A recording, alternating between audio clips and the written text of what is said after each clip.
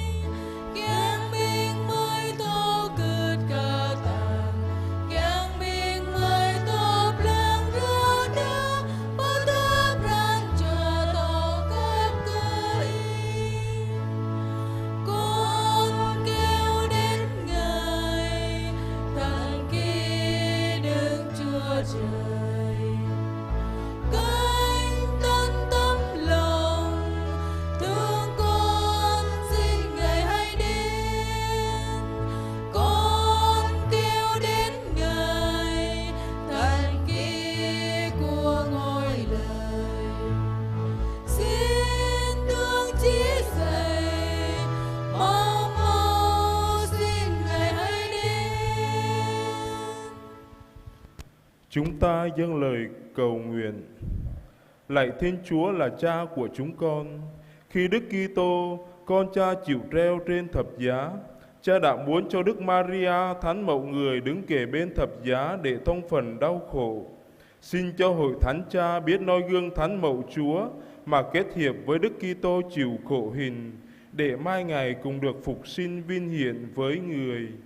Chúng con cầu xin Cha nhờ Đức Giêsu Kitô Chúa chúng con. Với tấm lòng yêu mến, giờ đây chúng ta cùng hướng lòng về mẹ và tiến dâng lên mẹ lời chúc khen của cộng đoàn chúng ta.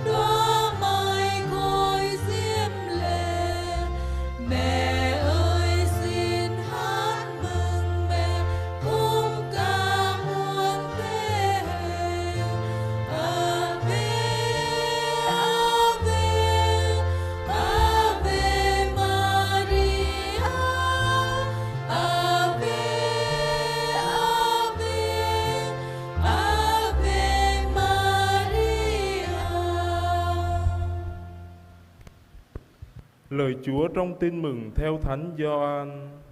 Đứng gần thập giá Đức Giêsu, có thân mẫu người, chị của thân mẫu, bà Maria vợ ông Cleopas, cùng với bà Maria Magdala. Khi thấy thân mẫu và môn đệ mình thương mến đứng bên cạnh, Đức Giêsu nói với thân mẫu rằng: Thưa bà, đây là con của bà. Rồi người nói với môn đệ: Đây là mẹ của anh. Kể từ giờ đó, người môn đệ rước bà về nhà mình. Mời cộng đoàn ngồi.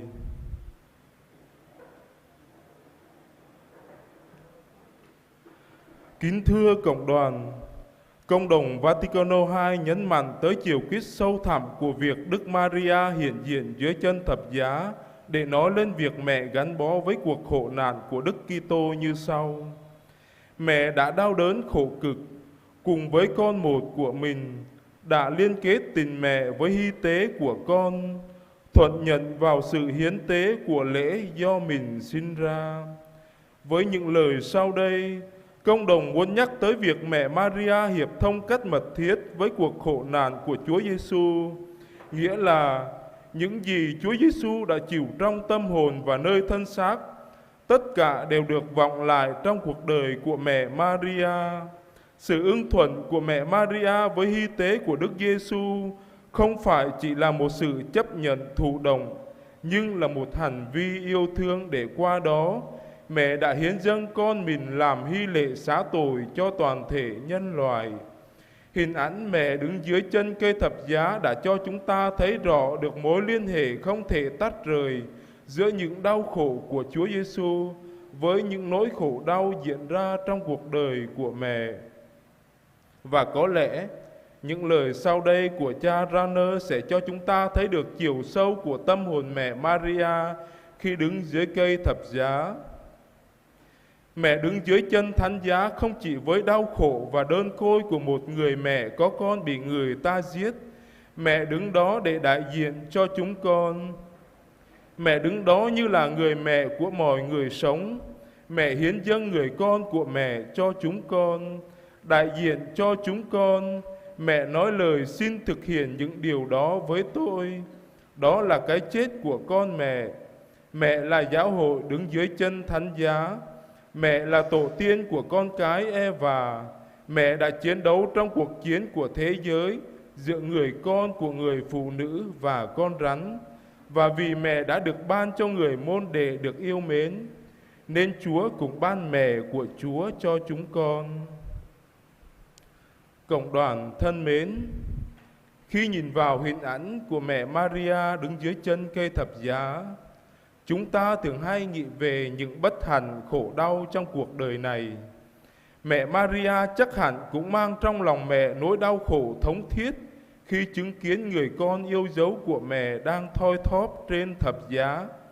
Những nỗi đau trong đời mẹ dường như làm cho chúng ta cảm thấy gần mẹ Maria hơn, khi chúng ta cũng phải trải qua những đau đớn trong cuộc đời này mà chúng ta thường hay gọi là thập giá cuộc đời. Tuy nhiên, chúng ta cũng biết rằng trong cái nhìn đức tin, thánh giá nơi treo đấng cứu độ trần gian là hình ảnh sống động của tình yêu trao ban đến tận cùng. Đứng gần thập giá Chúa Giêsu, mẹ Maria đang đứng trong trung tâm của mầu nhiệm tình yêu Thiên Chúa hiến thân vì con người.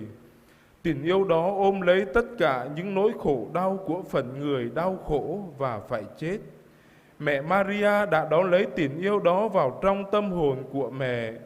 Mẹ không rời đi khi Chúa Giêsu đang chịu treo trên thập giá, vì biết rằng thập giá treo con của mẹ sẽ tuôn trào nguồn mặt tình yêu xuống trên nhân loại này. Khi đứng dưới chân thập giá, mẹ Maria đã sống mầu nhiệm đau khổ dưới ánh sáng của tình yêu, một tình yêu trao ban tất cả trong tin tưởng và hy vọng. Không chỉ dừng lại ở đó, tình yêu của thập giá còn đem chúng ta đến với tự do. Đứng gần thập giá Chúa, mẹ Maria cảm thấy tự do hơn bao giờ hết vì có tình yêu của Chúa nâng đỡ mẹ. Tự do để trao hiến và tự do để yêu và được Thiên Chúa yêu. Lược qua những trang sách thánh, cụ thể là trong Tin mừng Nhất Lạm, Chúng ta nhận thấy hành trình dương thế của mẹ Maria bao gồm những chuỗi ngày gian nan khốn khổ. Nhưng trong những tình cảnh bấp bênh gian truân ấy, chúng ta nhận thấy nơi trái tim mẹ luôn tràn đầy tình yêu. Một cách cụ thể, khi đứng kề bên con của mẹ trên núi Sò, mẹ luôn tin tưởng vào kế hoạch cứu độ của Thiên Chúa dành cho nhân loại chúng ta. Đó là kế hoạch của tình yêu Thiên Chúa trao ban cho con người nơi cái chết trên thập giá của Chúa Giêsu. Hình ảnh mẹ Maria đứng dưới chân cây thập giá là hình ảnh của một người đang yêu, đứng với người yêu của mình. Cộng đoàn thân mến, ngày mai chúng ta sẽ cử hành Chúa Nhật Lễ Lá, cũng là cử hành biến cố Chúa Giêsu vào thành thánh Jerusalem với tư cách là Đấng Messia. Do đó, hình ảnh Đức Maria đứng dưới chân thập giá trong giờ hành hương tối hôm nay mời gọi mọi người chúng ta cùng với mẹ bước đi trên con đường mà Chúa Giêsu sẽ đi, từ thành thánh Jerusalem cho đến núi Sọ, với một trái tim tràn đầy tình yêu và tín thác như mẹ. Đó cũng là hành trình chúng ta rồi sẽ phải bước đi trong cuộc đời này. Lạy mẹ Maria, khi mẹ đứng dưới chân thập giá Chúa, mẹ đã không rời đi như một số người thân tín của Chúa, nhưng mẹ đã ở với Chúa Giêsu đến cùng, bởi mẹ biết rằng nơi thập giá treo con của mẹ, đau khổ sẽ biến thành niềm vui, oán hờn sẽ biến thành tha thứ, và sự chết sẽ trở thành sự sống cho những ai yêu mến Chúa Giêsu và tin nhận Người là Đấng cứu độ. Lạy mẹ Maria, xin mẹ ở lại với chúng con trên hành trình cuộc đời, cuộc hành trình còn đầy cam go và còn lắm thập giá. Trên hành trình ấy mà thiếu bóng dáng mẹ, con biết cậy vào ai, biết nương nhờ ai. Với những tâm tình đó, giờ đây, xin mời cộng đoàn đứng, chúng ta cùng hiệp lòng dâng lên mẹ tâm tình yêu mến của chúng ta qua bài hát Kính lạy Cha kính mừng và sáng danh.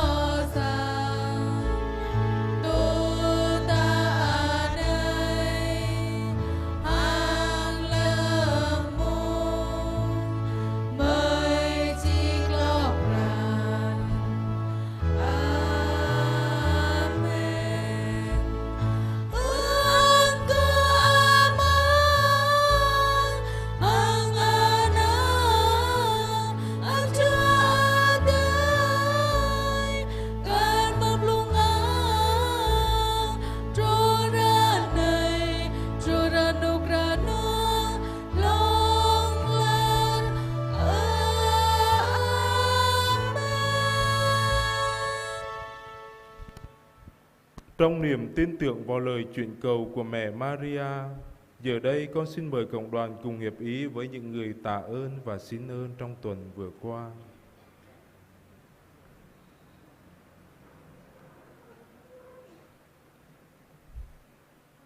Những ý tạ ơn. Trong tuần vừa qua, có 4 người tạ ơn Chúa vì được thêm lòng kính mến Chúa và Đức Mẹ. 2 người tạ ơn vì biết vâng theo thánh ý Chúa. 3 người tạ ơn vì biết chừa bỏ tội lỗi và tín hư nết xấu. 1 người tạ ơn vì được ăn năn trở về cùng Chúa. 6 người tạ ơn vì đi đường được bình an. 4 người tạ ơn vì có công ăn việc làm. 2 người tạ ơn vì gia đình sum họp, hòa thuận, thương yêu nhau.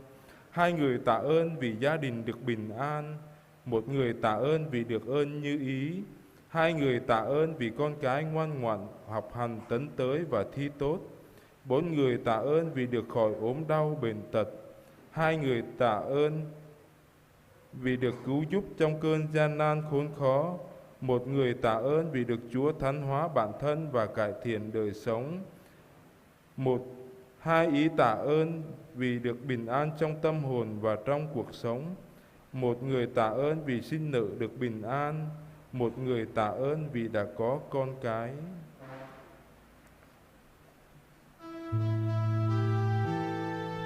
Hiệp cùng mẹ Thiên Chúa, chúng con xin tạ ơn Cha. Chúng con xin tạ ơn Cha. Bình ta một rama bình po bani mo bưng ma cho bani mo bưng patim pran khắp phayang ade hang mẹ Maria sa cho bani mo bưng tham hiệp phayang ade sa cho bani mo bưng payer talai hadip amang prak pakom drijan sa cho bani na mang jalan renuk na sa cho bani mo prak ma sa cho bani tùy mạ lại nữa ga cho bani mo talai paklai lam ruak noa ga cho bani mo talai gum juru lam tanap tanong sa cho bani mo na ba. Hiệp cùng mẹ Thiên Chúa, chúng con xin tạ ơn Cha. Chúng con xin tạ ơn Cha. Hiệp lòng với những người xin ơn. Trong tuần vừa qua, có 6 người xin ơn thêm lòng kính mến Chúa và Đức Mẹ. 6 người xin ơn biết vâng theo thánh ý Chúa. 8 người xin cho được chừa bỏ tội lỗi và tín hư nết xấu. 4 người xin ăn năn trở về cùng Chúa. 8 người xin ơn bền độ đến cùng. 10 người xin cho việc đi đường được bình an. 5 người xin cho có công ăn việc làm. 5 người xin cho mau trả hết nợ. 3 người xin cho đòi được nợ. 12 người xin cho gia đình sum họp, hòa thuận thương yêu nhau. 17 người xin cho gia đình được bình an. 10 người xin ơn như ý. 12 người xin cho con cái ngoan ngoãn học hành tấn tới thi tốt. 13 người xin cho được khỏi ốm đau bệnh tật. 6 người xin ơn chết lành. 10 người cầu cho các đặng linh hồn. 8 người xin ơn thánh hóa bản thân cải thiện đời sống. 8 người xin ơn cứu giúp trong cơn gian nan khốn khó. 8 người xin ơn bình an trong tâm hồn và trong cuộc sống. 2 người xin ơn cho việc sinh nở được bình an. 1 người xin cho được có con cái. Và 4 người xin cho được tìm thấy của cải. Nhờ lời Đức Mẹ chuyến cầu, xin Chúa nhầm lời chúng con. Xin Chúa nhân lời chúng con. Bình ta một rama bình po cao mo bưng chú cho cao mo bưng patim pran khắp phayang ade hang mẹ Maria Rosa cho cao mo bưng tham hiệp phayang ade tua cho cao mo bưng payer talai hadip mang prak pakom drijan lu cho cao thọ lui talai so hang kanui satram chú cho cao hấp lok đại lệ hang phayang ade pan cho cao mo bưng kecap rup padut pan cho cao na mang jalan nuk noa ma cho cao mo prak ma pan cho ra cao tanh la bi nữa tua cho ra cao tùy mạ lại nữa tua pan cho ra cao sang nọ bậc cọp tham một trăm thọc nhang khắp tua pan cho ra cao sang nọ renuk nọ pa cho ra cao tùy pran kyang pan cho ra cao mò nạ sang ram đi tùy bậc long chinh trúc lau cho ra cao buộc lại cái nung dây chị nhầm pan cho ra cao mò ta lại bậc lai lâm ruộng nọ năm cho ra cao dài mã ác kapan cho ra cao yêu lại pre binh pengat chua lau cho ra cao pa chi trepo papli talai hatip năm cho ra cao mo bưng gum jru lam tanap tanong năm cho ra cao mo bưng nuk noa mang pran chua hang amang talai hatip sa cho ra cao keng klak nhạ hiam pa cho ra cao mo na ba tua cho ra cao ép bút con ngân. Nhờ lời Đức Mẹ chuyên cầu, xin Chúa nhậm lời chúng con. Xin Chúa nhậm lời chúng con. Giờ đây chúng ta cùng hướng về bước linh ảnh Mẹ Hằng Cứu Giúp để cùng ca khen, tung hô và dâng lên Mẹ những đóa hoa tươi thắm của cộng đoàn chúng ta.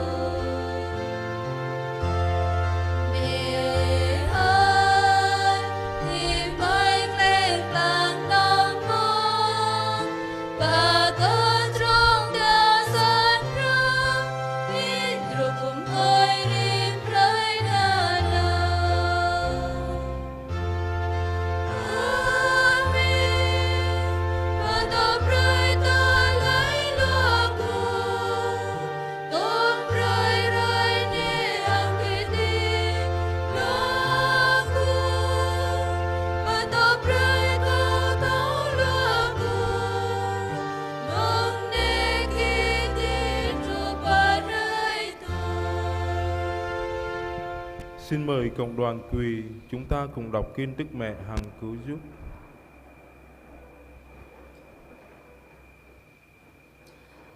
Ami hanong kum jru lâm co bờ min cơ tê lê so sát hàng tê lê tê nạp co lê tâng bờ min cơ pran chua chama hàng cơ trư prong prin y hanun co hu hir so sát car co ane sa mơ khin cơ vư rơ co y pap hanun nhớ tê lê hơ tai đề sa mơ lâm bu ru bo ma ta nham klạ y co mơ y pa to co tùy ane ana cơ nang hơ in pe co bu dơ ami tho pap ô hạ co bu xem pra yam đa mơ pa pu co cơ nong xem cơ tê lê tê nạp tạp đa mơ kum jru anan ami anong kum jru bu dơ bu parada tùy ane hạ co kum jru bingki amang jat tê lê tê nạp hanun ami Maria po mayang anai co re cơ vư ra co prancha y chama